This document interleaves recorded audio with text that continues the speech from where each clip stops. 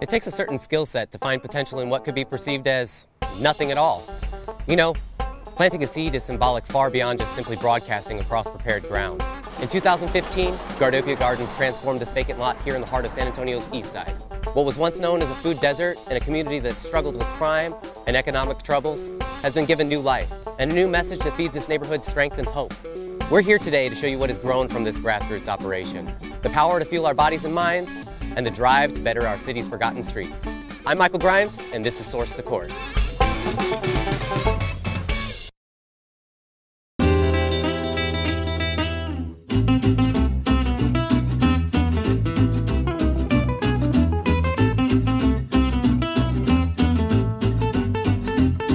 I am honored and excited to be out here at Gardopia Gardens in San Antonio, Texas today. I'm here with founder Stephen Lukey. Stephen, thank you so much for having us out today. Thanks for coming. So, can you tell our viewers a little bit about your story? Yeah, sure. So in 2012, I started to become educated about the obesity epidemic. I saw a lot of my classmates who came in at 18 years old, and by the time they were 20, 22, were becoming overweight and obese. And so I wanted to find a solution to the obesity epidemic. And so organic food and physical activity occurs in the garden. And the garden was a great centerpiece to promote community, education, healthy lifestyles, and environmental sustainability. And so over about a 3-year period, I was able to work with professors and classmates to expand our gardens outside of what I was doing at school.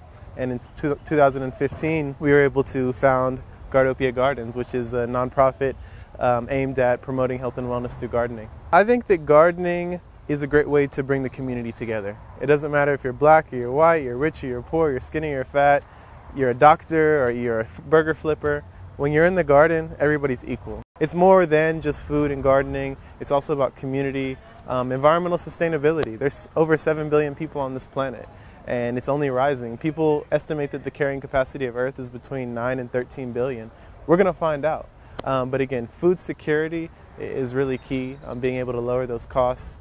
Promoting healthy living, promoting environmental sustainability, and also education. So we go into a lot of schools and we do garden-based learning. And garden-based learning is under the umbrella of project-based learning or experiential-based learning, which is evidence-based. And by getting people, whether it's youth or adults, to learn a subject, whether it's math, whether it's English, whether it's science, whether it's horticulture, when it's hands-on, the retention of information is going to increase. And so we love to teach subjects in school, out of school time, workshops, luncheons, by focusing on the garden, but being able to teach an academic discipline. Absolutely. It's not just gardening, it's a life lab. Exactly.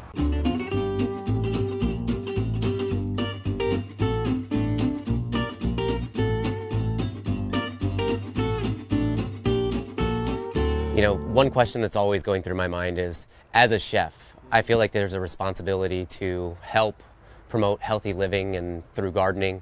You know, what points could you get out across to other chefs in this community that would encourage them to really promote healthy living and gardening? Yeah, well, plants are alive. And so if you harvest a plant from Peru or India or even New York, how long is it going to take to get here? And so you're losing precious vitamins and minerals that are beneficial to our diets. And so having something freshly sourced from down the street or from across the city, you're going to have a better taste and it's going to have a higher nutritional value. We've been so spoiled with just having everything readily available all times of year, and it kind of has taken us away from moderation and even patience or having something to look forward to. Mm-hmm. How could that directly tie into life planning throughout the year? Well, you know, in the past we used to eat seasonally, right? And you would eat seasonally so you would have a very diverse diet. And you need to have a diverse diet for health because certain vitamins and minerals are in certain plants. They say eat the rainbow. And so I think that, sort of answer your question, when we eat seasonally and we realize that food isn't around all the time, we appreciate it more. So when I have strawberries in April, I love those strawberries and I cherish those strawberries. Absolutely. When I have kale in the winter, I love that kale. And when I have squash in the summer, I love that squash. And so it makes us not get burnt out on one food or the other. It makes us more resourceful. And again, it's just thinking about environmentalism and how do we take care of our planet and be better stewards. We really need to be thinking about not having everything 24/7. Absolutely.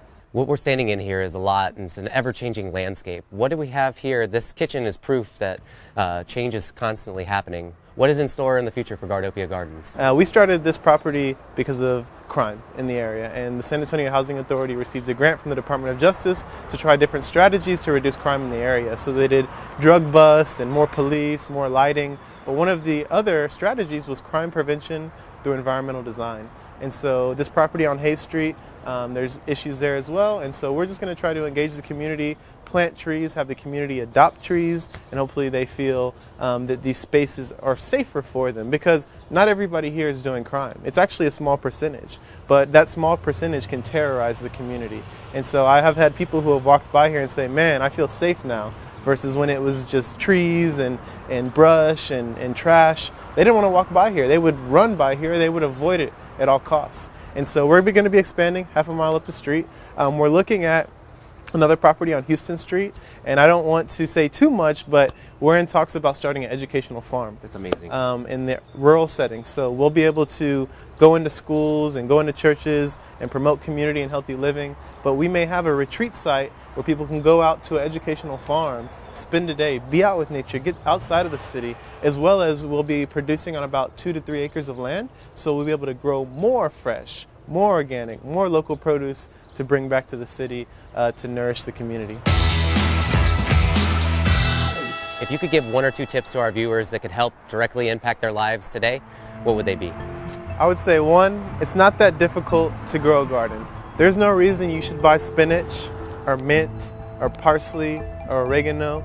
Fresh greens can be grown in a 1-gallon bucket. You can take a milk jug when you're finished with it, cut open the top, put some cilantro seeds or some kale or spinach seeds, and every day you can have a fresh salad. That's going to make a huge difference. 2, I'm going to say that just be out in nature. Go to the local community garden in your neighborhood and go sit down and have lunch. Go have a talk with your best friend. Go read a book by yourself, because people who get out into nature are more relaxed. There's something called horticulture therapy. And again, we're living in these concrete jungles. We're all next to each other, living in these condos and high rises, and we have high stress levels. And so you can decrease those stress levels by once a day spending 30 minutes out in nature. Thank you so much. You know, we're inspired by your story, we're encouraged by your efforts, and we can't wait to see what's in the future for Gardopia Gardens. Thank you so much for having us out today. Appreciate you, brother.